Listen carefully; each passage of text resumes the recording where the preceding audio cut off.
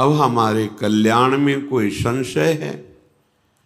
हमारा मंगल पता नहीं होगा कि नहीं होगा, ऐसी सोच का त्याग कर दो, क्योंकि अब हमारा परम मंगल होने का समय आ गया है। नहीं, हमें ये सौभाग्य न प्राप्त होता जो हमें लाडली जी की बिना किसी कारण, बिना किसी हेतु के ऐसी अपार कृपा का परिचय मिला है, अपार सुख देने वाले राधा नाम का परिचय मिला है, समस्त कर्म बंधनों को नष्ट करके दिव्य प्रेम प्रदान करने की सामर्थ्य वाले श्रीधाम वृंदावन का परिचय मिला है, महिमा सुनने को मिली है। इससे हमें विश्वास हो जाना चाहिए कि अब हमारा परम मंगल है। श्रीपाद प्रबोधानंद जी महाराज कह रहे हैं, देहेस्मिन्नति कुत्सुते त्यजत वृथाध्यासं यतः संस्मृति घोरा चिंतय चिदघनम निज वपुः सर्वंच वृंदावने घोराः सन्तु विपत्ति कोटय इह त्वं याहि नो विक्रिया मारब्ध क्षयमावसै तददथ तन्नाथौ सदा खेलय। हे भाई, देहेस्मिन् नति कुत्सिते त्यज व्यथाध्यासम यतः संस्मृति। ये जो तुम देह को बहुत अच्छा मान रहे हो, इससे बहुत ममता कर लिए हो, इसे अहम में बैठा लिए हो कि मैं स्त्री, मैं पुरुष, मैं कर्ता, मैं भोक्ता, ये तुम्हारे मलिन विचार हैं। अज्ञान के द्वारा मलिनता हो जाने पर इस शरीर में अहम बुद्धि हो जाती है, मम बुद्धि हो जाती है। ये मैं शरीर हूं, शरीर मेरा है, ऐसी अहमता ममता हो जाती है। इसी में सारे के सारे कुत्सित विकार रहते हैं, सारे के सारे पापाचरण इसी भाव में रहते हैं। देहेस्मिन् नति कुत्सिते त्यज। अब तुम्हें उपदेश कर रहे हैं श्रीपाद कि इस भाव को त्यागना होगा। देखो, कल किसी ने प्रश्न किया, ये ब्रह्मांड का सृजन, लय, ये सब, तुम हो कहाँ, तुम्हारी स्थिति कहाँ है? सुन सुना के, पढ़ पढ़ा के प्रश्न कर लेना या उत्तर दे लेना, ये अलग बातें हैं। अनुभूति करना, ये सबसे अलग बात है।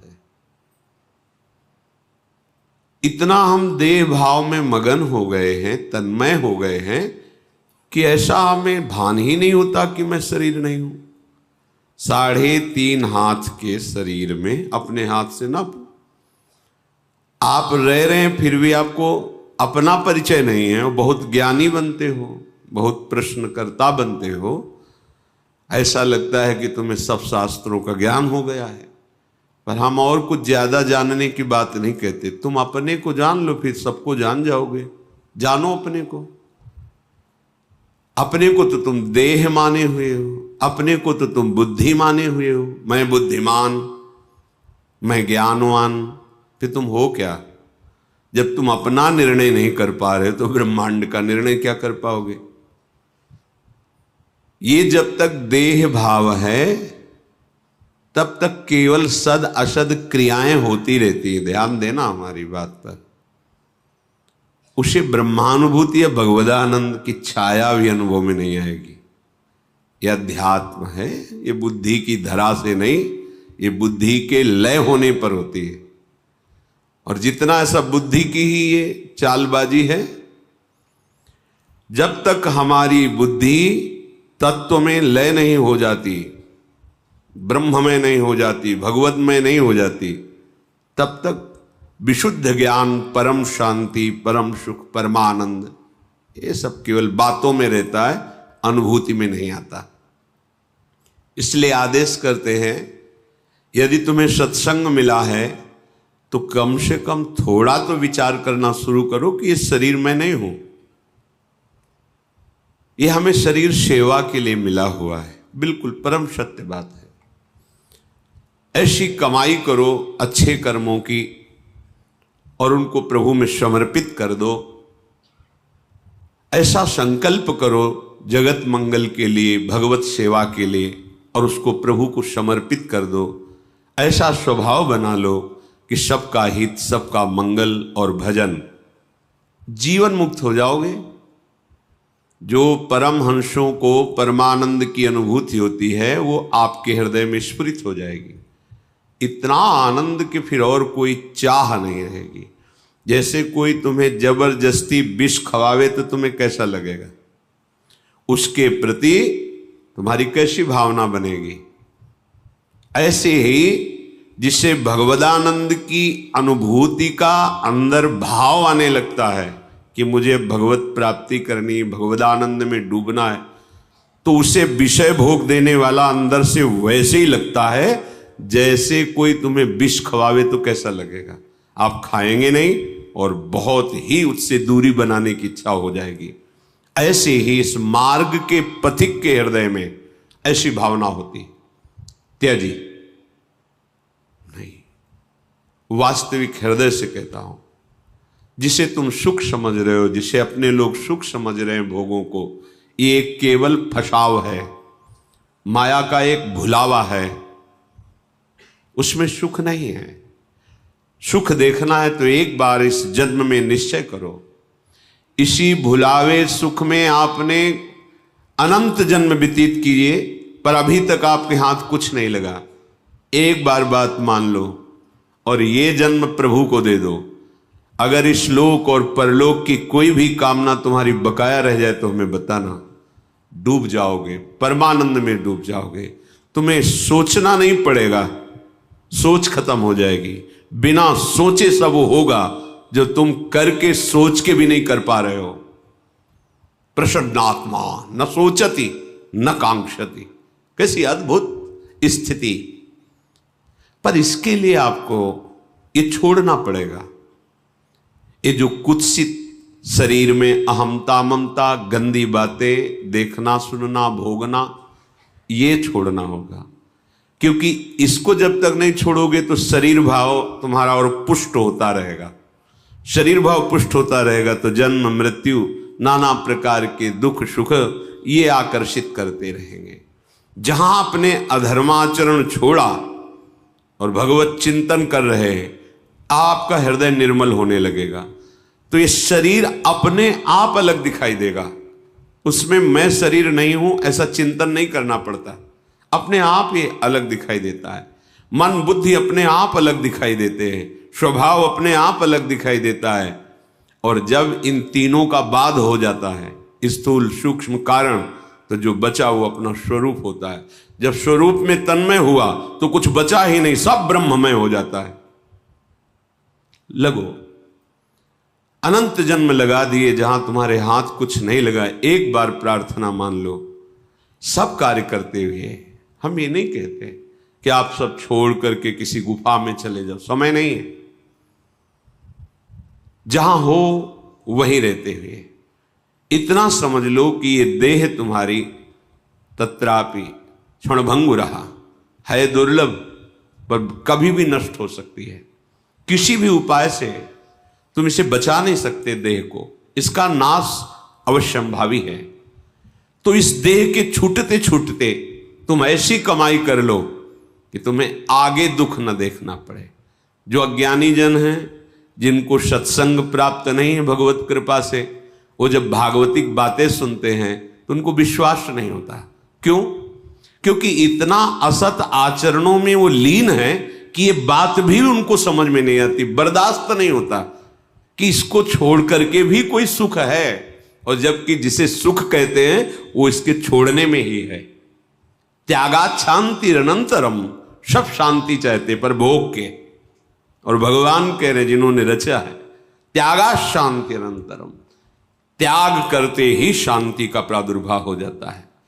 वो शांति जो किसी भी स्थिति में विचलित ना कर सके, उसका ज्ञान प्राप्त होता है इस शांति से, और उस ज्ञान से वो अपनी इंद्रियों को, मन को अंतर्मुख कर लेता है। फिर जो उसे स्वरूप बोध होता है, फिर वो परम शांति मचिरेणाधिगच्छति। आप कोई भी द्वंद्व, महाप्रलय भी उसके हृदय में दुख पैदा नहीं कर सकती। ये है सुख जिसका कभी नाश नहीं होता। इसी की प्राप्ति केवल इस मनुष्य शरीर से है और किसी शरीर से नहीं। ये सब तो आप खुद देख लो, पशु पक्षी भोग रहे हैं, पशु पक्षी नींद ले रहे हैं, आहार कर रहे हैं, उनको भी भय है। देखो, उनको भी बाल बच्चा पैदा करने की प्रक्रिया मालूम है, उनकी भी संतानें होती हैं, वो अपने भी संतान से प्यार करते हैं, वो भी मेहनत करके दाना पानी ला के अपने बच्चे का पोषण करते हैं। आप में और उनमें अंतर क्या रह गया? पशुओं में, पक्षियों में और आप में अंतर क्या रह गया, जिसके लिए शास्त्र जय घोष करते, दुर्लभो मानुषो देहो, बड़ा दुर्लभ मनुष्य देह। ये दुर्लभता है कि वो शरीर राग और भोग राग त्याग करके परमात्म चिंतन नहीं कर सकते। आप कर सकते हो, आप परमानंद की अनुभूति कर सकते हो। ये क्षुद्र ओस कणों से प्यास नहीं बुझेगी। एक बार हिम्मत करके इस दलदल से निकलने की चेष्टा करो। तुम्हारे अंदर है सामर्थ्य, तुम अपनी सामर्थ्य को सत्संग के द्वारा जगाओ और इस दुष्ट इंद्रिय और मन पर संयम करके इनको वापस करो, हृदय देश में लाओ। ये घर से बाहर भटकते रहेंगे, कुछ हाथ नहीं लगेगा। मना खष्टान इंद्रियाणी प्रकृति स्थानी करसती, ये घसीटते चले जाएंगे जहां अंत नहीं, ऐसी माया में लौटा लो। श्रीपाद कह रहे, बहिर्गत दृगंतर धैर्य मालम्य नित्य स्मृति रधिवश वृंदारण्य मन्यान अपेक्षा। तुम किसी की अपेक्षा मत रखो कि तुम्हें कोई साथ देगा, सहयोग देगा या सुख देगा। याद कर लो शब्द, ये ब्रह्म शब्द हैं। तुम ऐसी सोच मत रखो कि तुम्हें कोई साथ देगा, तुम्हें कोई सहयोग करेगा परमानंद प्राप्ति का, तुम्हें कोई सुखी कर सकता। ये भ्रम हटा दो। ये जो तुम्हारा आंतरिक मन बुद्धि कि हम तो गंदे आचरण करें, अधर्म से धन कमाएं, मनमानी भोग भोगे और विश्व में कहीं कोई ऐसा जादूगर, तांत्रिक, मंत्रवेत्ता कोई ऐसा मिले जो छूछा कर दे, मंत्र जंत्र बांध दे, हमें कोई विघ्न न सतावे, हम भोग भोग लें, तो ऐसा ब्रह्मा ने पैदा ही नहीं किया। अभी आगे करेगा तो पता चल जाएगा। अभी तक ऐसा नहीं हुआ। निज कृत कर्म भोग सुनु भ्राता। यदि किसी के पास जाने से, किसी प्रक्रिया से आपका आगंतुक विपत्ति नष्ट हो रही है, तो वो विधान पहले लिखा हुआ है। आपका सुकृत आ गया और सुख चलने लगा, आपको लगा कि किसी जंत्र या मंत्र या तंत्र से ये काम बन गया, बिल्कुल भ्रम में मत रहना। आपका कर्म ही आपको सुख और दुख प्रदान करता है। कौन काहू के सुख दुख कर दाता, निजकृत कर्म भोग सुन भ्राता।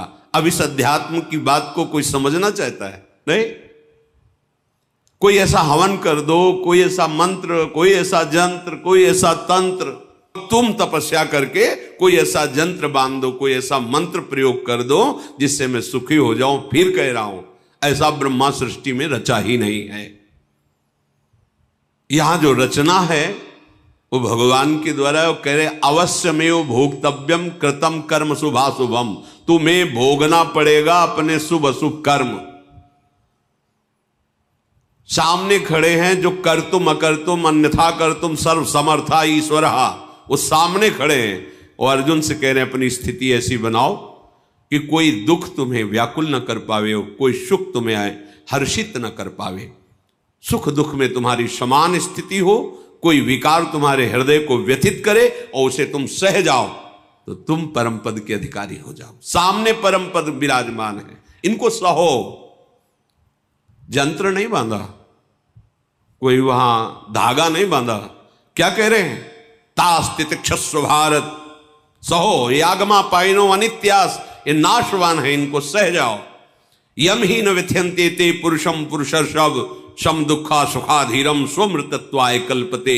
अमृत पद का वही अधिकारी है जो सुख दुख को समान भाव से सहकर निरंतर भगवत चिंतन परायण। ये जन्म है मनुष्य का, इसीलिए मिला है। अरे बातुल भूत विवश मतवारे, भोगों में मतवारे, रजोगुणी तमोगुणी वृत्ति धारण करने वाले अध्यात्म को स्वीकार करेंगे क्या? अगर स्वीकार कर ले तो अभी मंगल हो जाए।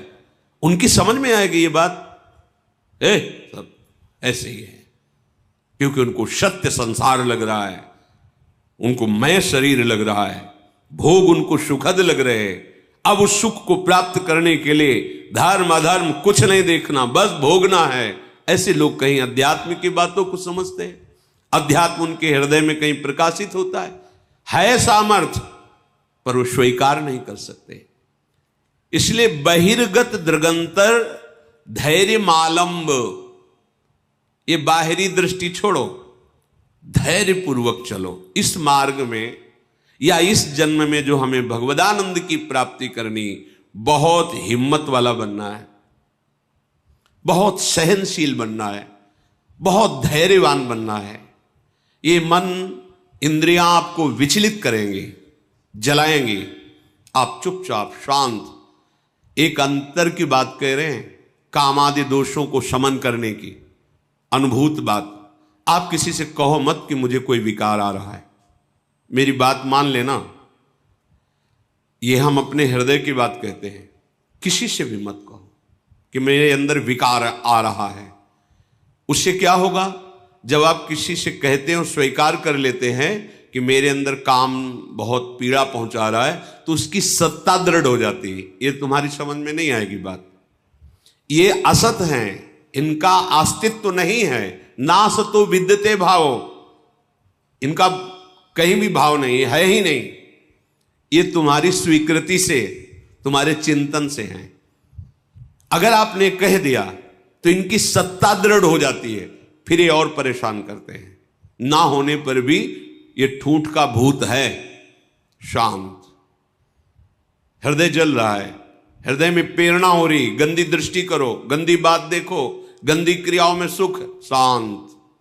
ना कोई चेष्टा और ना किसी को समझने दो, अपने आप अंदर ही भस्म हो जाएंगे, क्योंकि आपके हृदय में परम लक्ष्य भगवत प्राप्ति का और नाम जब सत्संग चल रहा है, शांत हो जाएंगे।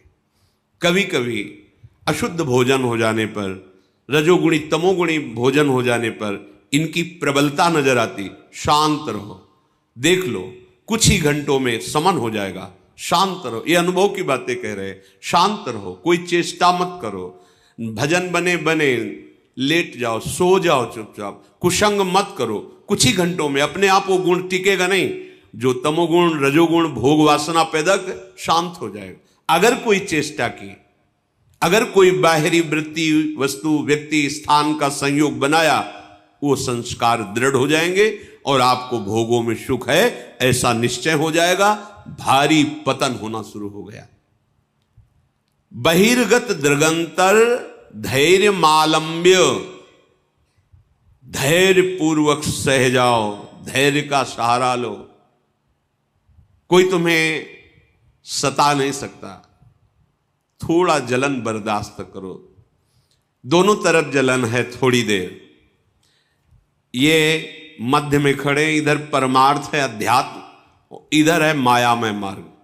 इसमें प्रारंभ से लेके अंत तक जलन बढ़ती चली जाएगी। माया में भोग वासना, और ये परमार्थ मार्ग, इसमें थोड़ी दूर तक बहुत जलन है। क्यों? क्योंकि पूर्वाभ्यास भोगों के भोगने में सुख है, ऐसा हमने क्रियाएं की है, ऐसा हमने चिंतन किया है, ऐसी हमने सोच बैठा रखी। अब वो जब उधर की तरफ से रोका जाता है तो जलन पैदा करते हैं। उस जलन को सह जाना ही तपस्या कहते हैं, ताप को सहना तप कहते हैं। अपने संयम नियम पूर्वक भगवत मार्ग को पुष्ट करने के लिए जो जलन प्राप्त होती है, उसे सह जाना, वो महात्मा हो जाता है। ये थोड़ी दूर जलन के बाद अमृत में शांति है, और इसमें थोड़ा सुखद भाव आने के बाद सदैव जलन ही जलन है। अब जब दोनों तरफ देख रहे हैं कि हमें मरना ही है, जलना ही है, तो हम भोग करके जलन को बढ़ाने वाले मार्ग में नहीं जाते। भोग त्याग करके थोड़ी जलन सह के परम शांति के मार्ग में जाते। ये विवेकवान का निर्णय है। यदि आप ऐसे ही मन को छूट देते रहे, इंद्रियों को छूट में दे से, तो सहा नहीं जा रहा। भगवान दोनों की रचना की है, भक्ति मार्ग, अध्यात्म मार्ग और माया मार्ग। जाओ फिर विचरो, भोगो। फिर कभी किसी युग कल्प में उनकी करुणा होगी, ऐसा संयोग बने ना बने कोई पक्का नहीं। बार बार तो बनत नहीं, यह संयोग अनूप। ये जो आज हमें संयोग मिला है, ये बाजी जीत जाने के लिए मिला है। वृंदावन धाम रसिकों का संग, प्रिया प्रीतम की उपासना, राधा नाम। अरे एक रजकण अत्यंत दुर्लभ वस्तु, जहां हम बैठे हैं, अपने लोग माइक वस्तुओं पर महत्व रखने वाले इस महामहिम वृंदावन की रजरानी का क्या महत्व जाने। शहना कैसे सहोगे, अब उपाय बता रहे। बहिर्गत दृगंतर धैर्य मालंब्य। अय उपासक, परमार्थ के पथिक, तुम्हें किसी बाहरी से सहयोग नहीं लेना। ये अंदर से ही परमार्थ में सहयोग मिलता है, बाहर से कोई सहयोग ही नहीं। बाहर केवल विक्षेप है, सहयोग नहीं। पक्का ये हमारे दोस्त हैं, परमार्थ में सहयोग करेंगे, इतना चिंतन होना ही विक्षेप हो गया। अपने आराध्य देव से अन्य आश्रय नहीं, केवल हमारे साधन श्यामा श्याम, हमारे साध्य श्यामा श्याम। समझो, अध्यात्म को समझो। सब में भगवत बुद्धि, सबकी सेवा, सबकी अर्चना वंदना, कोई परेशानी नहीं। सहयोगी श्यामा श्याम, दूसरा नहीं। ये अंदर बैठा लो, बहुत निश्चिंत हो जाओगे। अब हमारे अंदर धैर्य आएगा, क्योंकि हमने बहुत बड़े का आश्रय लिया है। ये अंदर का विषय होता है। बहुत बहुत मंगलमयी बात। एक बार बकरियां चराने वाला बकरियों को जंगल में ले गया, तो एक हरी हरी पत्तियां चबाने में भूल गई अपने परिकर को, और उसका परिकर आगे बढ़ गया और संध्या हो गई। वो अन्य बकरियों को अपने घर ले गया। एक बकरी जो जंगल में रह गई, अब वो घबरा गई। जब उससे चेतना बाहर आई कि अरे मैं तो सबसे बिछुड़ गई, तो पास में नदी थी, सोचा चलो यहां जल पी लेते हैं, फिर जो होगा जैसा होगा। जल पीने गई तो उसने देखा एक बहुत मजबूत पंजा ऐसे दिखाई दे रहा है। तो सोचा किसी बलवान का पंजा है। जल पी ही रही थी कि भेड़िया आ गया। भेड़िए ने आवाज दी, बकरी ने अपनी हिम्मत दिखाई और उस पंजे के पास खड़ी हो गई और कहा, देखते हो ये पंजे का हमने सहारा लिया है। उसने देखा पंजा तो बबर शेर का। भागा कि आसपास कहीं होगा वो, और वो इससे मित्रता की, भागा। अब तो उसको और प्रमाण मिल गया, जो भी आए उसको बस वो पंजा दिखा दे दो। बकरी के शरीर की गंध से जो मांसाहारी पशु वो आए। आखिरी में जो सिंह स्वयं जल पीने आया, रहे हमारी तरफ देखना मत, ये पंजा देख रहे हो, मैं संध्या से अभी तक इसी के सहारे बैठी हूं, किसी ने मेरी तरफ आंख भी नहीं उठाई। उनका तुम चिंता भी मत करो, अब कोई आंख भी नहीं उठाएगा, क्योंकि पंजा मेरा है। जब तुमने मेरा आश्रय ले लिया तो इस जंगल में कोई, तुम समझ रहे हो इसका उदाहरण। अगर आप प्रणत कामदम प्रभु के चरणों का आश्रय लिए हैं, तो कोई भी आपका बाल बांका नहीं कर सकता।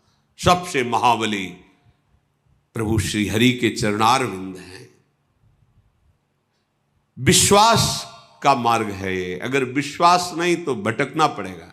हित ध्रुव जो विश्वास है तब ही सुधरे बात, नातर माया पंथ में फिरे जो टक्कर खात। हर क्षण वो रक्षा करते, हर क्षण, हर पल। स्वप्न में भी दुख नहीं होने देते। एक दिन देखा स्वप्न में,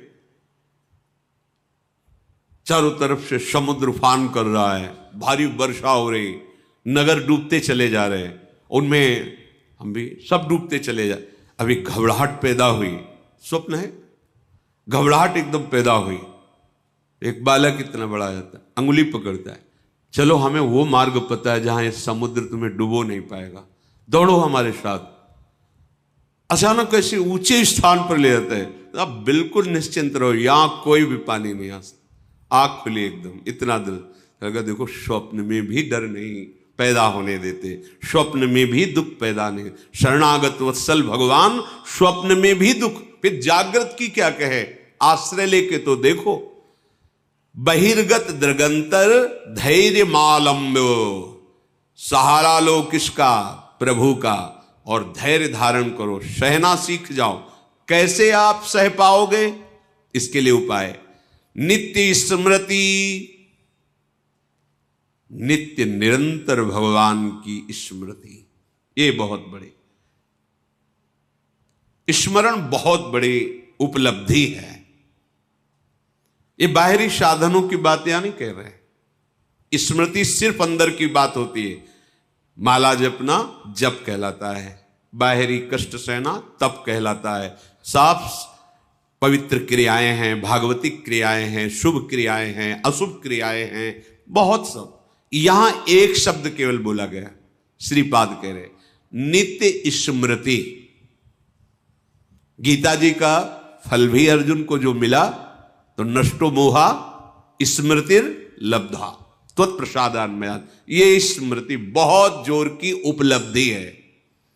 मानो साधना का फल है अखंड स्मृति, बहुत बड़ी। यस्य स्मरण मात्रेण जन्म संसार बंधनात् विमुच्यते, जिनका स्मरण जन्म मरण से मुक्ति दिला देता है। हरि स्मृति सर्व विपद विमोक्षणम, कोई भी विपत्ति तुम्हें दुखी नहीं कर सकती, गिरा नहीं सकती, फंसा नहीं सकती, निराश नहीं कर सकती। कब, जब हरि स्मृति, हरि का स्मरण चल रहा है। और अगर हरि का स्मरण नहीं, तो कोई भी संपत्ति तुम्हें सुखी नहीं कर सकती। शंकर सहस विष्णु अज तो ही, सकहिन राख राम कर द्रोही।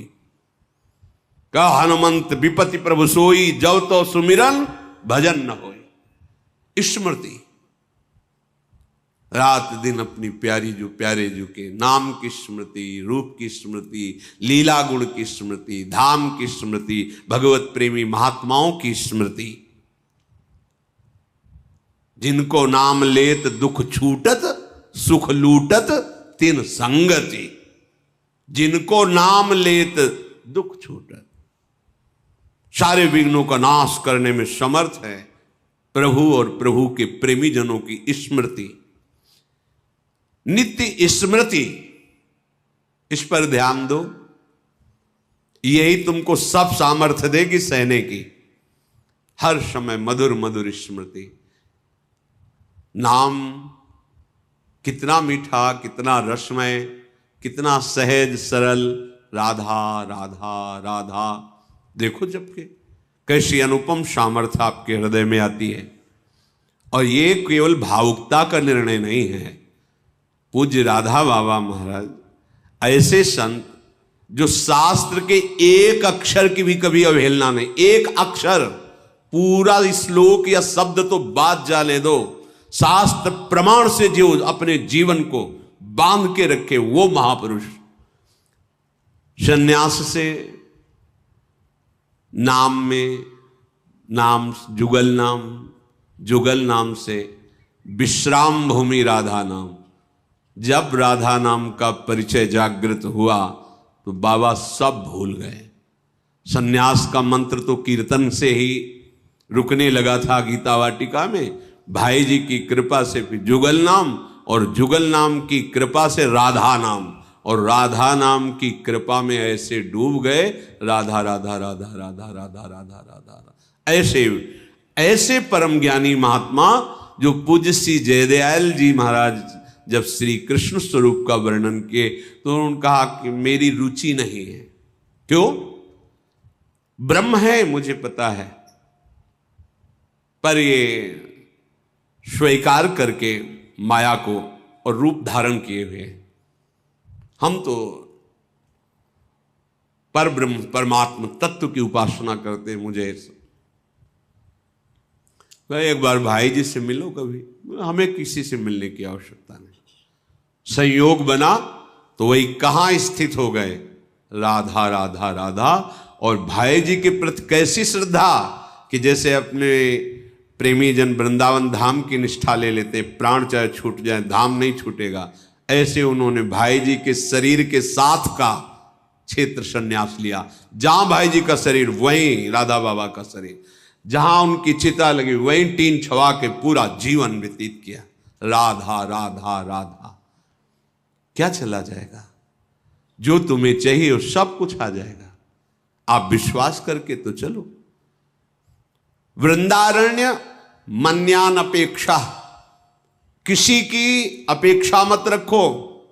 वृंदावन का आश्रय ले लो, ये राधा नाम में प्रीति करवा देगा। इसके सिवा और प्रीति हो भी नहीं सकती। अगर कोई राधा बोलता है, राधा सुनता है, राधा जपने की भावना रखता है तो वृंदावन धाम उस पर बरस गया है। रेश वृंदावनस्य यत्तन्नाम स्फुरति महिमा रेश वृंदावनस्य। ये जो राधा नाम स्फुरित हो रहा है ये वृंदावन की कृपा से हो रहा है।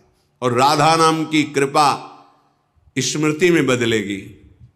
स्मृति ये किया नहीं जाता, जब किया नहीं जाता वो स्वाभाविक चलता है। जैसे कोई दिल को मशला करे, एक आनंदमयी पीड़ा के साथ राधा राधा राधा राधा जपते जपते ऐसी अतृप्ति की अभी हमसे जब होता ही नहीं, वो भजन होता ही नहीं जो होना चाहिए।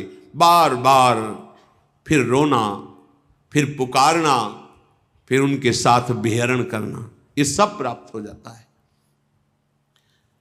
तो देहस्मिन् नति कुत्सिते त्यज वृथाध्यासम यथा संस्मृति। ये देहाभिमान छोड़ो, ये बहुत गंदा देह है। भगवत प्राप्ति कर लो तो धन्य, और नहीं तो किसी काम का नहीं है। यहां जितने भी श्रीधाम वृंदावन के उपासक वासी खगमृग पशु पंछी, ये सब चिदानंद हैं। हमारी दृष्टि पार्थिव है इसलिए हम नहीं देख पा रहे हैं। घोरा चिंते चिदघनम निज बपु सर्वंच वृंदावने। यदि आप वृंदावन का आश्रय लेकर के इस शरीराभिमान को छोड़कर राधा राधा रटोगे तो निज बपु तुम अपने स्वरूप को प्राप्त हो जाओगे, जो बड़ा कठिन है स्वरूप में स्थित होना। घोरा संत विपत्ति कोटय इहि तुम याहिनो विक्रिया। विचलित मत होना, चाहे जितनी घोर विपत्ति आ जाए। अपनी उपासना को मत छोड़ना, अपने भाव को मत कम होने देना। ये माया का नाटक है, वो रच सकती है ऐसी विपत्ति, ऐसी दुखद परिस्थिति कि आप लोग को लगेगा, कहते थे नाम जप करो सब सुख मिल जाएगा। यहां तो सब सुख हमारे माने हुए लुट रहे हैं, क्योंकि तुम्हारे माने हुए हैं। जिसका तुम भजन कर रहे हो अब वो तुमको इन खिलौनों से हटाकर अपने साथ खिलाना चाहता है। अहो भाग्य, अब वो तुम्हें परम सुख में निमग्न करना चाहता है। तुम किसी भी विकार से विचलित मत होना, किसी भी विपत्ति से, चाहे कोटय करोड़ों विपत्ति आ जाए, विचलित मत होना। मारब्ध क्षय मावसई तदथ तन्नाथो सदा खेलय। तुम्हारे शरीर का रचा हुआ प्रारब्ध नाश हो रहा है। अब तुम्हारा वो शरीर तुम्हें अनुभव में आएगा जिसके तन्नाथो सदा खेले, अपने नाथ श्यामा श्याम के साथ सदा रहने को मिलेगा, खेलने को मिलेगा।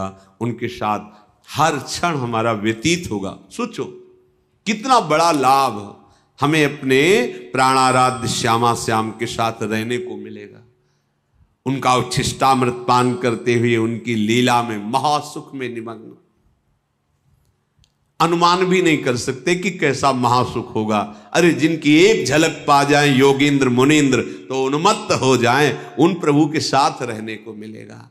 बस हम जो सत्संग में सुन रहे हैं उसे विश्वास पूर्वक माने, अपने आचरण में उतारे तो हमारे जीवन का निश्चित वो महासुख जो हम ढूंढ रहे हैं अनुभव में आ जाएगा। आचार्य चरणों का आश्रय लेने वाले उपासक को अन्य कोई साधन अपने अंतःकरण के निर्मल करने के लिए, पाप नष्ट करने के लिए करे तो कोई बात नहीं है, पर आवश्यक नहीं है। आवश्यक है आचार्य शरणागति, आचार्य प्रदत्त उपासना में चित्त जोड़ना। वैसे उपासना भी की जाती शरणागति की पुष्टता के लिए। शरणागति परिपक्व तो सब कुछ हो गया। मूल है भक्ति में शरणागति। जितनी जोर का समर्पण उतनी जोर की महिमा प्रकाशित होती है उपासक की। साधना का फल है, लेकिन शरणागति का फल स्वयं प्रभु है। परम पूज्य श्री भगवत ऋषि जी महाराज कह रहे हैं, पावन पानी धर्यो जब शीस, किए जन के अघ ओघ न सावन। सावन हुए बरसे करुणा, सर से ही नैन भयो मन भावन। भावन सो बर बेगी मिल्यो, भ्रम दूरी कर्यो तम ताप सिरावन। राजन रंक रह्यो जब जाए, धर्यो शिर श्री हरिदास के पायन। राय न रंक रह्यो जब जाए, धर्यो श्री श्री हरिदास के पायन। पावन पान धर्यो जब शीश, जब कर कमल मस्तक पर पधरा दिया, आप आचार्य चरणों की शरण में हो गए, तो आप उनके जन हो गए। जन तभी माना जाएगा जब मन क्रम वचन त्रिशुद्ध सकल मत हम श्री हित हरिवंश उपासी। मन से, वचन से, कर्म से पूर्ण अपने आचार्य को समर्पित। आज कलिकाल में सबसे ज्यादा हानि हो रही है आचार्य के प्रति निष्ठा, गुरु निष्ठा, ये हटती चली जा रही। इसीलिए किसी में कोई विशेष दिव्यता, कोई आध्यात्मिक ऊंचाई नहीं दिखाई देती। बिना आचार्य कृपा के, बिना गुरु कृपा के स्थिति जागृत ही नहीं होती। भजन की वृत्ति जो वास्तविक प्रभु की प्राप्ति कराती है, वो गुरु कृपा से प्राप्त होती है, वो आचार्य कृपा से। हरिवंश कृपा हरिवंश कहें, हरिवंश कहें हरिवंश लहें। हरिवंश की कृपा से ही नाम जप होता है। नाम जप की कृपा से ही प्रियालाल मिलते हैं। प्रियालाल मिल गए, पूर्णता हो गई। जब कोई जन आचार्य की शरण में होता है और आचार्य उसकी शरणागति देखकर, समर्पण देखकर अभय पान उसके मस्तक पर पधराते हैं, तो कहते सब कुछ हो गया, सारे पाप उसके नष्ट हो गए, उसको कोई अलग से साधना करने की जरूरत नहीं पड़ेगी। ऐसी आचार्य कृपा। आचार्य जब करुणा करते हैं तो ऐसे बरसते हैं, कृपा की वर्षा करते हैं जैसे सावन में मेघ बरसते हैं। भगवत ऋषि जी कहते, सावन होए बरसे करुणा सरसे, ही नयन भयो मन भावन। जब आचार्य शरण में हुए, उनकी करुणा कृपा की वर्षा हुई, तो ही और नयन दोनों भर गए। हृदय भर गया प्रेम से और नेत्र भर गए रूप से। रूप छके घूमत रहें, तन को तनिक न भान, नारायण दृग जल बह यह प्रेम पहचान। हृदय भर गया इष्ट प्रेम से, नेत्र भर गए रूप से। क्योंकि वर्षा हो रही आचार्य कृपा की। भयो मन भावन, मेरे मनोरथ की पूर्ति हो गई। क्या? सबका मनोरथ है सुख मिले, ऐसा सुख मिले जहां दुख का लेस न हो। वो संसार में नहीं है, ये तो दुखालय है, यहां सुख कहाँ है। सुख समुद्र प्रिया प्रीतम का जब रूप प्रकाशित हुआ, निरंतर नाम जप, वाणी गायन, आचार्य के द्वारा दी हुई सांगोपांग उपासना, तो बोले मनोरथ की पूर्ति हो गई। प्रियालाल की प्राप्ति हो जाना ही मनोरथ की पूर्ति है। भगवत ऋषि जी कह रहे, सावन होए बरसे करुणा सरसे ही नयन भयो मन भावन। हृदय प्रेम से भर गया, नेत्र रूप से भर गए, मेरे सारे मनोरथ पूर्ण हो गए आचार्य कृपा से। भावन सोबर बेग मिल्यो भ्रम दूर कर्यो तम ताप सिरावन। सब प्रकार के तम माने अज्ञान अंधकार, जितने भी ताप हैं, कामाग्नि क्रोधाग्नि लोभाग्नि, सब ताप दुख देते हैं। जब प्रेम हृदय में प्रकाशित हुआ तो अज्ञान नष्ट हो गया।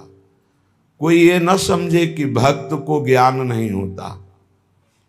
भक्त को जो ज्ञान विशुद्ध होता है वो शास्त्र ज्ञानी को भी नहीं होता है, क्योंकि भक्त का चित्त संसार से हटकर जब चित्त चोर प्रभु में लगता है तो प्रभु ज्ञान के समुद्र, वैराग्य के समुद्र, प्रेम के समुद्र, ऐश्वर्य के समुद्र, रूप के समुद्र, सब कुछ प्रकाशित हो जाता है। देखो महाभागवत, हनुमान जी ज्ञानी नाम अग्रगण्यम, विश्वामित्र जी महामुनि ज्ञानी, गरुण महाज्ञानी गुण राशि, ये सब महान भक्त हैं। भक्त को विशुद्ध ज्ञान प्राप्त हो जाता है। तो तम माने अज्ञान, अज्ञान का आचार्य कृपा से नाश हो जाता है। दैहिक दैविक भौतिक ताप, काम क्रोधादि दोषों का ताप, ये सब मुक्त हो जाता है। समस्त भ्रमों को दूर करके प्रेम में उन्मत्तता प्रदान करने वाले, महल की टहल प्रदान करने वाले श्री ललितावतार श्री स्वामी जी महाराज, ये जो सहचरियां बड़ी सामर्थ्यशाली है। जो इनके चरणों में प्रणाम करता है, जो इनके चरणों में शरणागति स्वीकार करता है, तो उसकी ये दैन्यता दूर हो जाती है कि मेरे अंदर अमुक कमी है, ये दूर हो जाती है। कोई कमी नहीं रहती, पूर्णता। जैसे सखियों में पूर्णता होती है, ऐसे आचार्य उससे पूर्ण बना देते हैं। रसमय हरिवंश परम परमाक्षर श्री हरिवंश कृपा सदनम, कृपा के सदन, रस के समुद्र, उसे रस में डुबो देते हैं।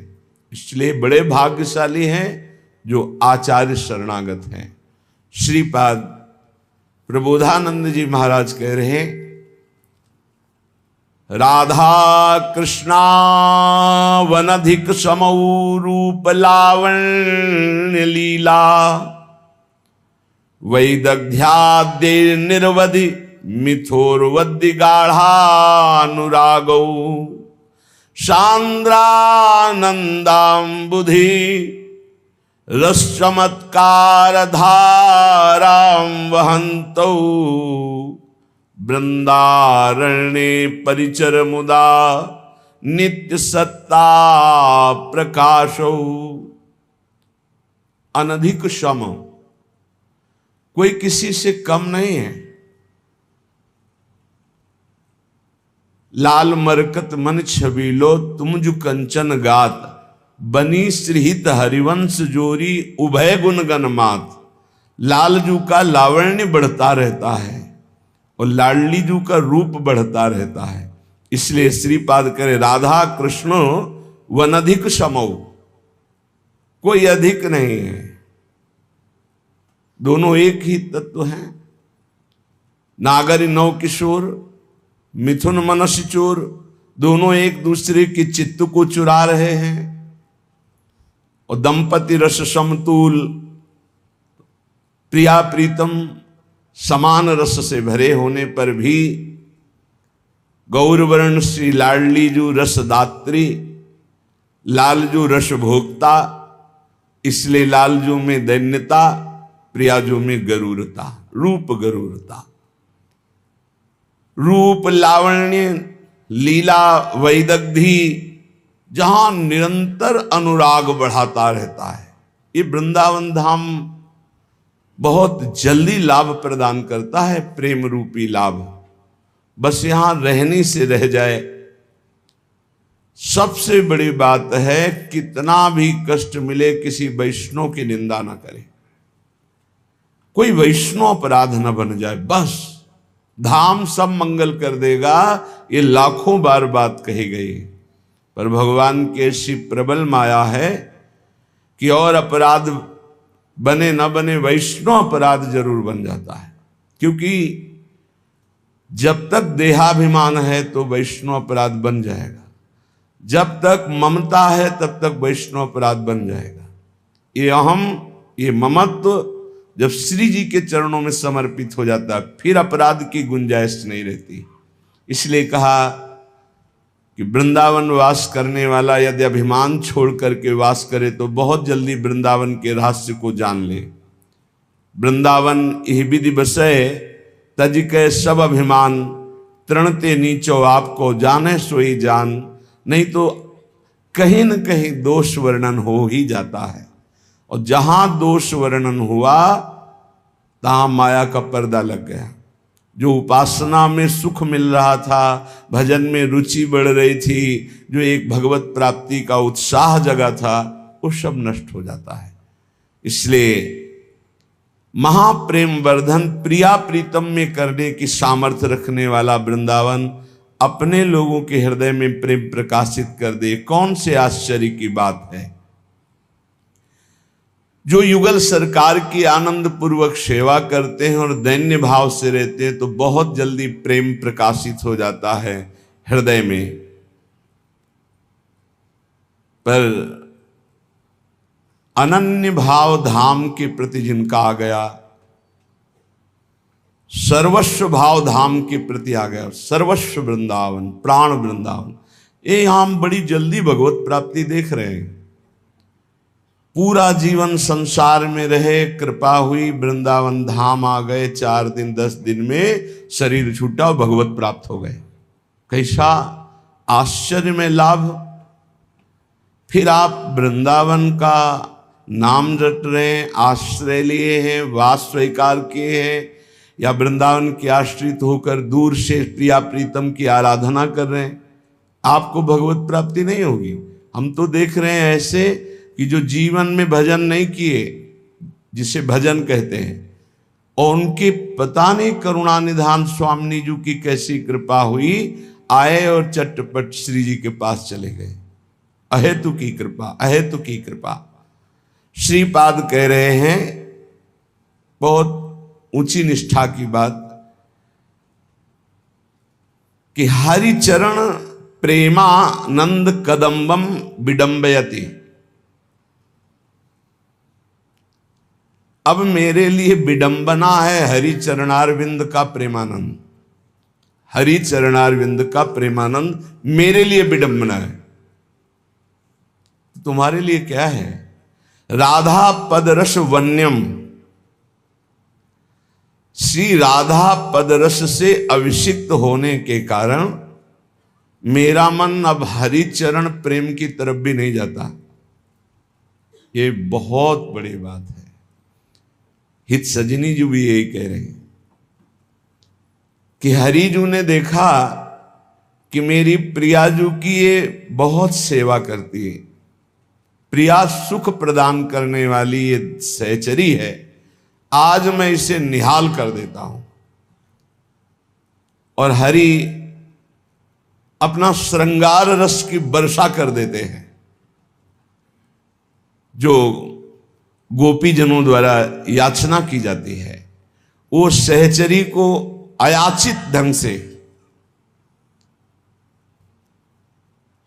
उस समय सहचरी की स्थिति क्या होती है? श्री स्वामिनी जी के चरण तलवे के सुख में ही निमग्न रहती है।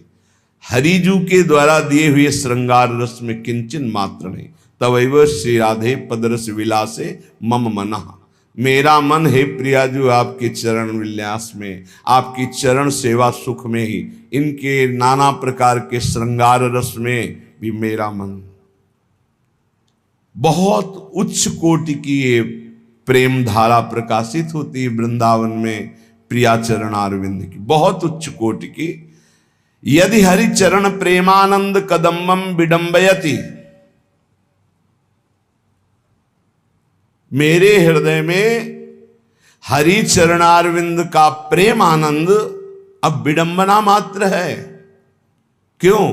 बोले राधा पदरस वन्यम वृंदारण्यम तदान्य वार्ता का।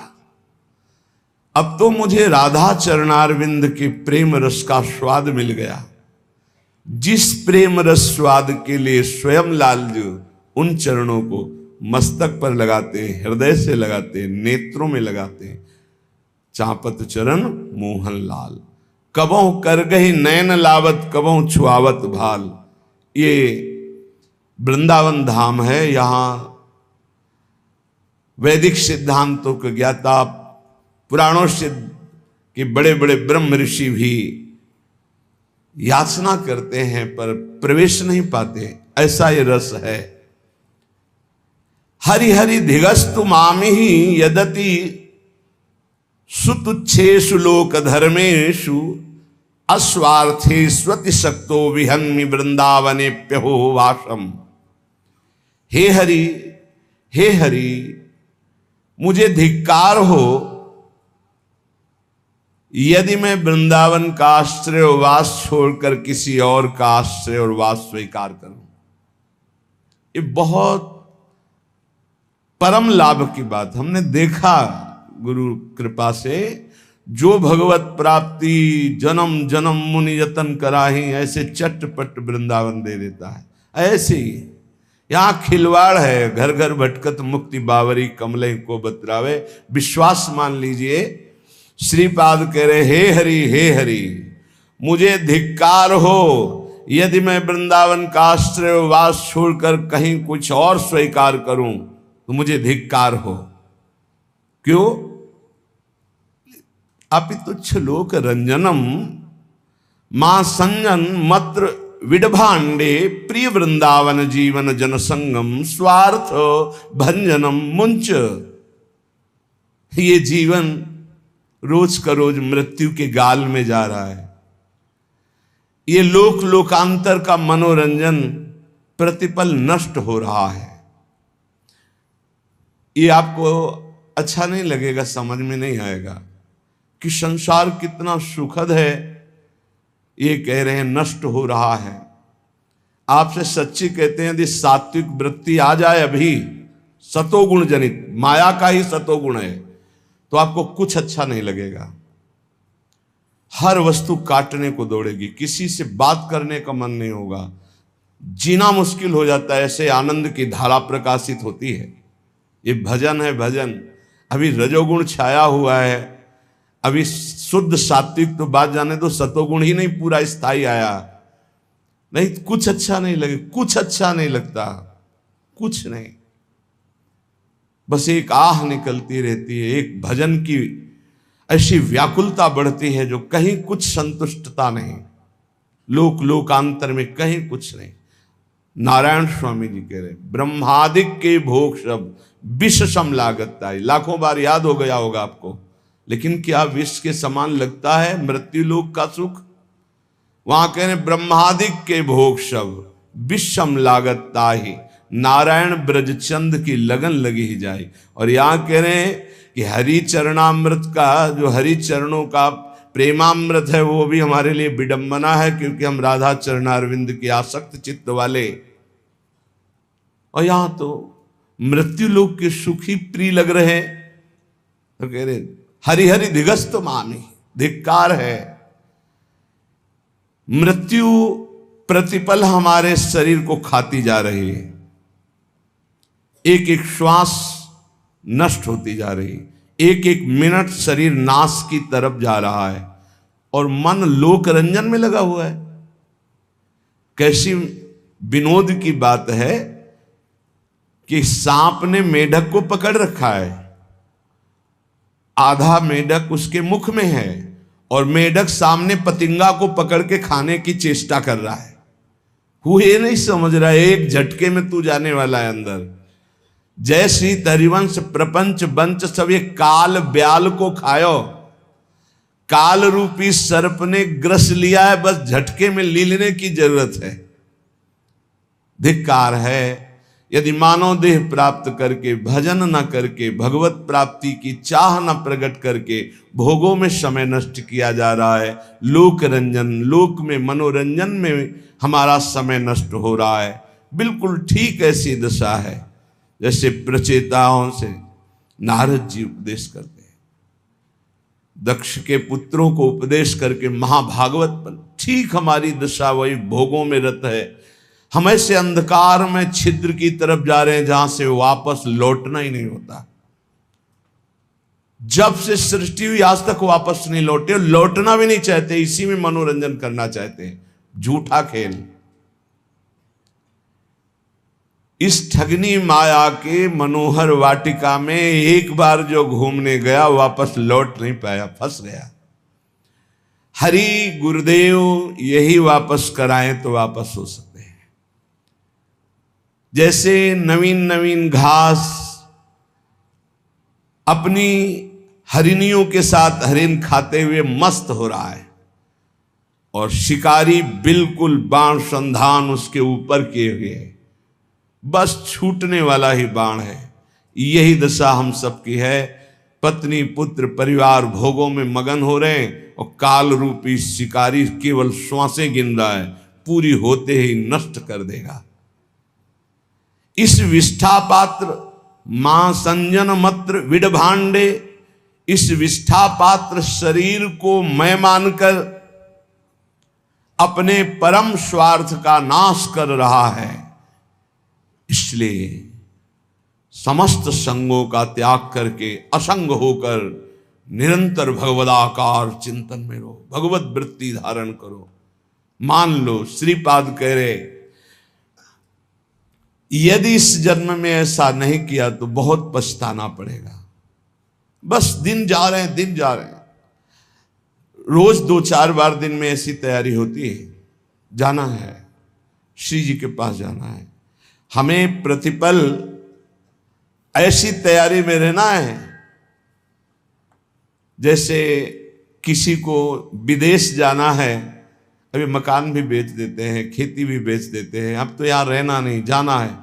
ऐसे ही अभी क्या समर्पण में कमी रह गई, कुछ अपना तो नहीं रह गया है, कहीं किसी का कर्जा तो नहीं है, कुछ देना तो नहीं है, कुछ लेना तो नहीं है, बिल्कुल फाइन, रोज का रोज बराबर, पता नहीं कब चलना हो। इसलिए बिल्कुल तैयारी रखो, ना किसी से द्वेष, ना किसी से राग। इसी जन्म में ऐसी स्थिति बना ले, ना कोई अपना ना कोई पराया, निरंतर भजन तो जीवन मुक्त है। श्रीपाद कह रहे हैं अब मैं अपना जीवन व्यर्थ करने वाला नहीं, इस विष्ठा पात्र शरीर को मैं मानने वाला नहीं। यही परम उपदेश मां ने अपने पुत्र को दिया था। कोई बिरला ही मां होती जो ऐसा उपदेश देती है। जब बालक हुआ मदालसा जी के और वो थोड़ा विवेक, तो छोटी सी बात में जैसे रो देना, तो उन्होंने कहा क्यों रोता है रे, शुद्धो सिरे तात नते नामो, बहुत सुंदर है। कृतम हिते कल्पनया धुनैव पंचात्मकम देहमिदं न तेस्ति नैवाश्रुतम रोदसी कश्य हेतो। बेटा धन्य है ऐसी मां जो अपने बेटे को ऐसा उपदेश करे, नहीं तो कितने ऐसे नौजवान भाई जो सत्संग सुनकर उत्साह में भरकर विषयों का त्याग करके घर गृहस्थी में ही रहकर भजन करना चाहते, पूरा परिवार उनका विरोध करने लगा। कैसा परिवार है। नरकगामी बनाने के लिए उत्साहित हो और अपने बेटे को परम पद में, सबसे ऊंचे पद में बैठने के लिए जब वो तैयारी कर रहा है तो तुम उसे गिरा रहे हो। तुम माँ हो, पिता हो, सुहृद हो या दुश्मन हो।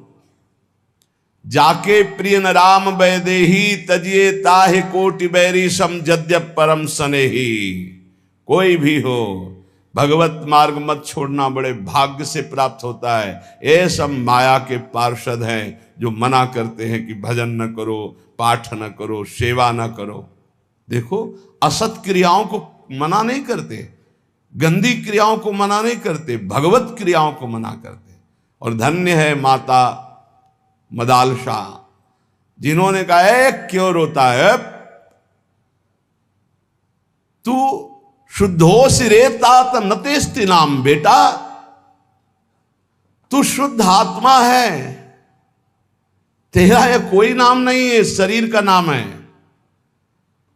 तू कल्पित नाम से युक्त पुकारा जा रहा है, तेरा नाम नहीं है, तेरा यह शरीर नहीं है।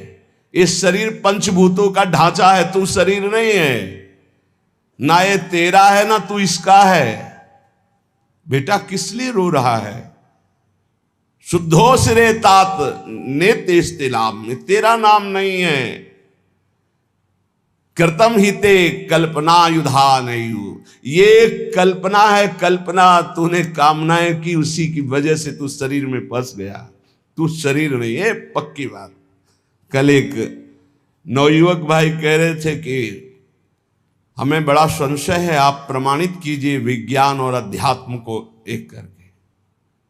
आज हम आधुनिक पढ़ाई पढ़ने वाले लोग हैं, हम कोरी श्रद्धा में नहीं फंसने वाले।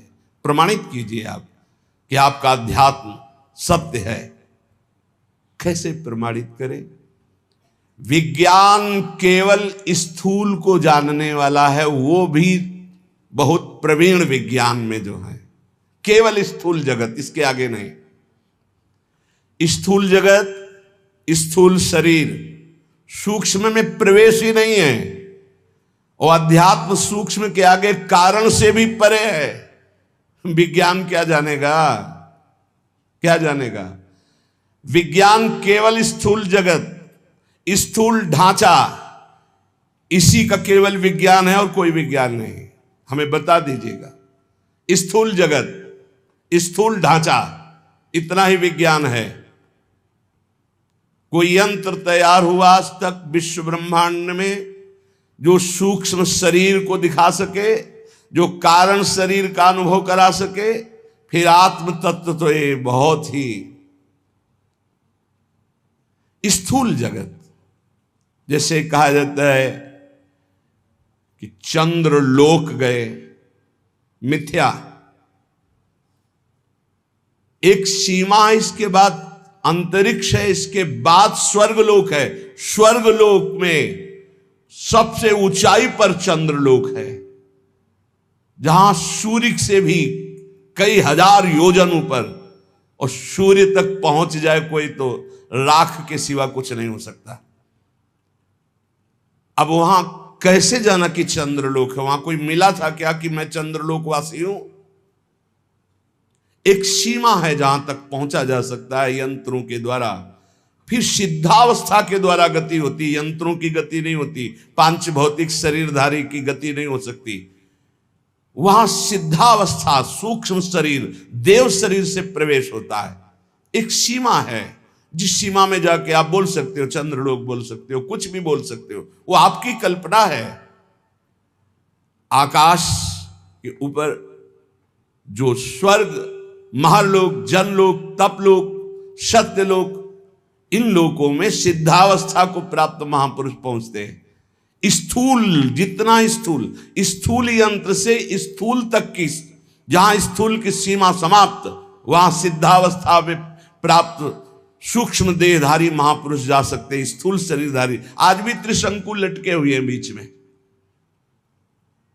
विज्ञान, जितने अस्त्र का निर्माण हो रहा है वो हमारे शास्त्रों में लिखे हुए हैं। कोई भी क्रिया जिसे ऑपरेशन कहा जाता है वो शल्य क्रिया शास्त्रों में लिखी हुई है। शल्य क्रिया,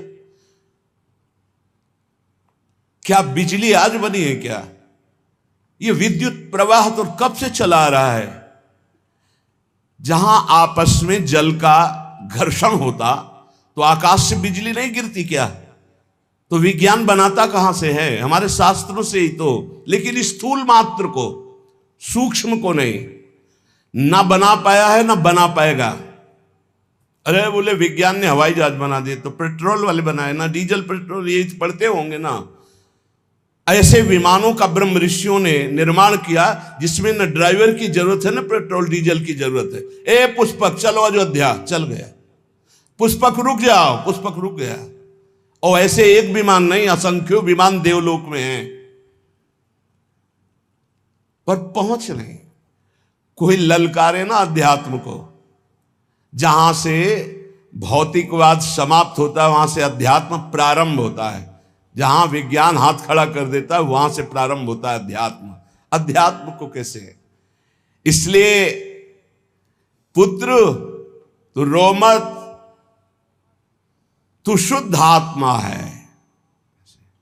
बहुत भी जब आके ज्यादा छाटने लगते ज्ञान विज्ञान ना, तब सीधी बात होती कि 3.5 हाथ के शरीर में रहते हुए कितने साल हो गए तुम्हें? बोले 40 साल। 40 साल में 1 सेकंड भी अपने से मिले हो? कल एक प्रश्न करता हम कोरी श्रद्धा पे विश्वास नहीं करते, जिसको हमने देखा नहीं उसको मानते नहीं। तो तुमने अपने को देखा अपने को? अब चुप। मानते हो ना तुम हो? हाँ। कौन हो? पता नहीं। इतने मूर्ख हो कि तुम्हें अपना पता नहीं, तो तुम तत्व को क्या जान जाओगे? भगवान को क्या जान जाओगे? अध्यात्म को क्या जान जाओगे? ये खिलवाड़ नहीं है। अध्यात्म को खिलवाड़ मत समझो।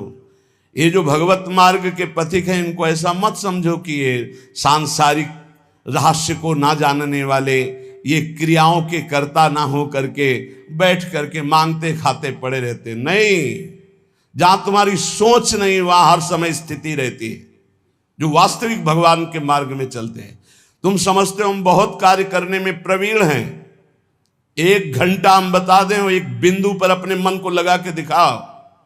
1 घंटा काम करके दिखाओ जो 24 घंटे किया जाता है।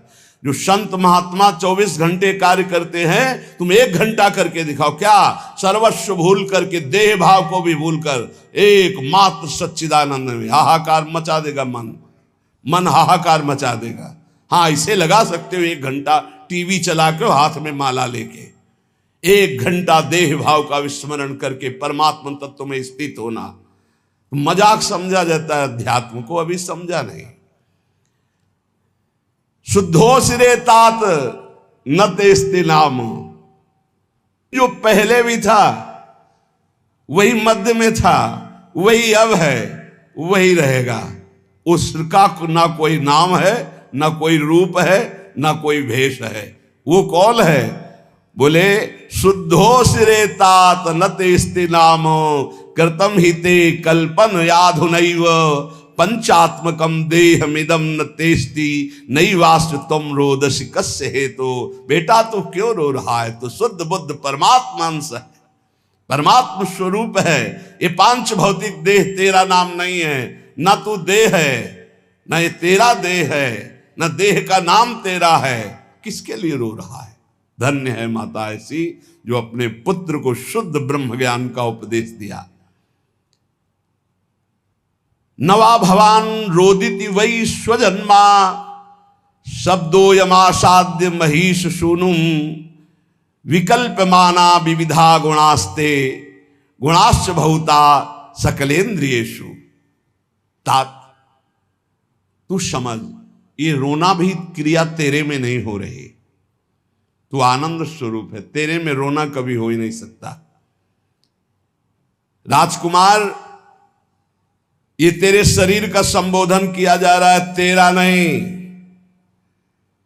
ये इंद्रियां तेरी नहीं, तू इंद्रियों का नहीं, तो शुद्ध बुद्ध आत्मा है। तेरे में ना गुण है ना अवगुण, तो गुण और अवगुण दोनों से अतीत सच्चिदानंद स्वरूप है। देख, जो इस जगत में दुर्बल हो जाते हैं उन्हीं के ऊपर भूतों की आवेश वृत्ति होती है, दुखों की होती है। तो निर्बल नहीं तो सबल। जब चीख चीख के कहते ए तू भगवान का अंश है, भगवत स्वरूप है, तू सब कुछ कर सकता है, हिम्मत कर। जरा सी हार हो गई, जरा सा नुकसान हो गया, बोले आत्महत्या कर लेंगे, आत्महत्या कर लोगे। तुम समझते हो तुम कौन हो? भगवान का स्वरूप हो, भगवत स्वरूप हो। बेटा इस जगत में जो दुर्बल बन गया मारा गया, दुर्बल नहीं, कभी परास्त नहीं होना, हारने पर भी परास्त नहीं होना। मैं भगवद अंश हूं। कोटि जन्म लग रगर हमारी, बरौ संभनत रहो कुमारी। करोड़ जन्म तक मैं आराधना करूंगा और अपने इष्ट को प्राप्त करूंगा, मैं परास्त होने वालों में नहीं। ऐसा ये अन्न जल खान पान तेरा नहीं है, प्राणों का पोषण है। धन्य है मां, कैसा सुंदर वेदांत। पांच भौतिक शरीर की पुष्टि होती है इन अन्न जल और भोजन पदार्थों से, तेरी नहीं। तू शुद्ध आत्मा है, तुझे किसी भी पौष्टिकता की जरूरत नहीं। ना आत्मा की वृद्धि होती है ना क्षय होती है, वो एक रस होता है। तू अपने इस देह रूपी चोले को आज ही मरा हुआ मान ले, जीर्ण शीर्ण मान ले, मोह मत कर। शुभाशुभ कर्मों का परिणाम ये देह है, तू नहीं। बिल्कुल अमृतमय बात। यही गंगा किनारे का जीवन था जो मदाल शाह जी का उपदेश है। कोई जीव तेरे पिता के रूप में प्रसिद्ध है, कोई जीव पुत्र के रूप में, कोई जीव तेरी माता के रूप में, कोई जीव स्त्री के रूप में, कोई मेरा कह के अपनाया है, कोई मेरा नहीं ये कह के त्यागा गया, पराया है। बेटा ये सब नानात्व माया का रूप है, तू शुद्ध परमात्म स्वरूप है। कोई किसी का माता पिता भाई बंधु नहीं, एकमात्र परमात्मा विराजमान है। ये मायाकृत नानात्व है। ये समस्त भोग, यदि तू भोक्ता बनेगा तो दुख भोगेगा, सुख नहीं। जिसे तुम सुख समझते हो ये सुख की छाया है, समझ पड़ती नहीं, यही गिरधर की माया है। दुख भोगेगा अगर भोक्ता बनेगा। ये मूढ़ चित्त मानव उद्धार करने के लिए अपना आया है, पर वो भोगों में फंस के फिर मलिन हो जाता है, सोचता मैं सुख प्राप्ति का उपाय कर रहा हूं। बेटा जो विद्वान है वो कभी अंतःकरण को मोह से आच्छादित नहीं होने देता, वो कभी भोग जनित सुखों को सुख नहीं मानता, इसलिए कभी दुख नहीं भोगता। बेटा कभी दुख में नहीं भोगना, तुझे महासुख में निमग्न होना है। बेटा इस मार्ग में चलने पर काम वेदना पीड़ित करती है। किसी का मुस्कुराना, किसी का रूप प्रदर्शन करना, ये हड्डी और मांस और चमड़े के लेप का प्रदर्शन है। मां बोल रही है मदाल शाह। किसी का मुस्कुराना, किसी का हाव भाव प्रकट करना, बेटा ये हड्डी के ऊपर लगे हुए मांस और चमड़े की चमक का प्रदर्शन है। तुम जिसे कहते हो बहुत सुंदर है, बहुत बढ़िया नेत्र है, बहुत सुंदर कपोल है, ये मायाकृत रचना है, कुछ नहीं है। मांस का लोथड़ा है, अंग प्रत्यंग ऊपर चमड़ी का लेप है क्या? नरक तुल्य शरीर, नरक तुल्य शरीर, बहुत सुंदर। बेटा तुमने ध्यान दिया, राज परिवार में जन्मे हो, जब सवारी पर चलते हो तो सवारी और होती, तुम और होते हो। ऐसे ही बेटा ये शरीर तुम्हारी सवारी है, ये शरीर और है, तुम और हो। सवारी में बैठा हुआ जैसे ये नहीं मान लेता कि मैं सवारी हूं, ऐसे बेटा इस शरीर में रहते हुए तो कभी मत मान कि मैं शरीर हूं। ये देह दृष्टिगोचर होता है, जो दृष्टिगोचर हो रहा है ये मायाकृत है, इसलिए मूर्खता का त्याग कर। धन्यो सिरे, धन्य है तू, मेरा पुत्र बना है। ब्रह्मबोध संपन्न ये माता है, हर पुत्र को भगवत प्राप्त महात्मा। जब आखिरी पुत्र को राजा ने कहा कि मुझे दे दो, मेरा भी अधिकार है जैसे माता का अधिकार है, तब उससे कहा कि बेटा मैं तुम्हें परम हित की बात बता रही हूं, प्रतिदिन बिना ब्रह्म ऋषियों को भोजन कराए भोजन मत पाना। ये उनके लिए उपदेश है जो गृहस्थ धर्म में, इनको तो सबको बैरागी बनाकर ब्रह्मबोध प्राप्त करा दिया। मां ही परम गुरु हुई। बड़ी महिमा है इस मदालसा माता की। धन्य है कोई ऐसी माता होती होंगी जो अपने पुत्र को भगवत प्राप्ति का, कि अब बेटा तुझे किसी और मां की गर्भ में नहीं जाना पड़ेगा। मैं प्रण करती हूं, अपने पति से कहा था मदालसा जी ने, अगर मेरे गर्भ में जो भी जीव आएंगे तो उनको ब्रह्मबोध करा के ही छोड़ूंगी, दोबारा किसी मां के गर्भ में जाए ऐसा नहीं होने दूंगी। जब आखिरी पुत्र को रोक लिया तब उन्होंने कहा बेटा बिना ब्रह्म ऋषियों को भोजन कराए भोजन मत करना। बंधु बांधवों की इच्छाओं को पूर्ण करने की में तत्पर रहना। किसी की जैसे पदार्थ हैं, वस्तुएं हैं, पहले अपने बड़े बुजुर्गों को, बालकों को, सबको देके फिर प्रयोग करें। अपने हृदय में सदैव सबकी भलाई का ध्यान रखना। गृहस्थ धर्म में रहते हुए ये बातें समझ लीजिए। धन्य है वो जिनकी रसोई में कोई अतिथि रोज पाते रहते, संत महात्मा वैष्णव जन। इसीलिए ब्रजवासी जन धन्य है। 2500 संत जो है रोज माधुकरी मांगते इनके दरवाजे में। अब तो कलिकाल का समय आ गया तो गांव नगरों में अब वैसी लाभ वृत्ति नहीं रह गई, क्योंकि संत जन धाम और तीर्थों का आश्रय लेके भजन करने लगे। अब भ्रमण करें तो लोग कहते हैं बच्चा चोर है, मार डालते हैं, घेर लेते हैं, लाठियां चलाते हैं। कैसा प्रभाव कलयुग का है। अरे ऐसे घेर के सैकड़ों लोगों ने मिलकर के संतों को मारा कि पूछो मत, जैसे कोई जंगली जानवर आ गया हो। अरे भाई यदि तुम्हें लगा कि ये चोर है या ये अमुक है तो तुम्हें बंदी बना लेना चाहिए, कमरे में बंद कर देते, दिन में आप जांच करते। तुम इतने लोग थे, ऐसे कैसे मार दे। तो आजकल भ्रमण का भी समय नहीं रह गया। नहीं तो पहले सब नगर गांवों को सौभाग्य मिलता था, दंडी सन्यासी वैष्णव जन जा जाकर के भिक्षान्न पाते, उनकी बुद्धि शुद्ध होती। अब वो भी नहीं सौभाग्य गृहस्थों को रह गया। कहीं कहीं ऐसा सौभाग्य जो सदैव अपनी रसोई में बने हुए अन्न को गौग्रास निकालता है, पक्षियों के लिए निकालता है, अतिथि को भोजन कराता है, उसकी गृहस्थी पावन हो जाती है। गृहस्थ धर्म उसका पावन हो जाता है। अपने मन में सदैव श्री हरि के नाम का चिंतन करना, उनके ध्यान में रहना, काम क्रोधादि 6 शत्रुओं को गृहस्थी में रहते हुए जीत लेना, और माया का आवरण तुम्हें ढक न पाए इसलिए सावधान रहना। जो धन के लिए धर्म का आश्रय लेता है, धन के लिए धर्म का आश्रय लेता है, उसका धन उसके परिवार की उन्नति कराता है। जो धन अधर्म से कमाता है उसके परिवार का पतन हो जाता है, नाश हो जाता है।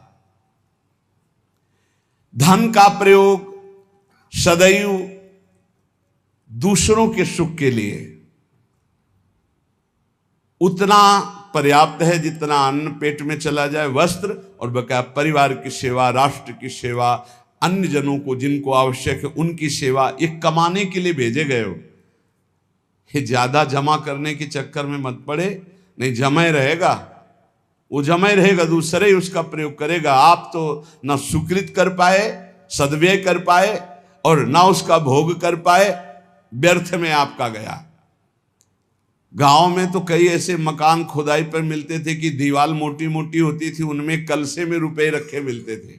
अब बोलो एक एक सिक्का जोड़कर मर गए, ना धर्म किया ना स्वयं भोग किया, और जमा ऐसे पड़ा रहा।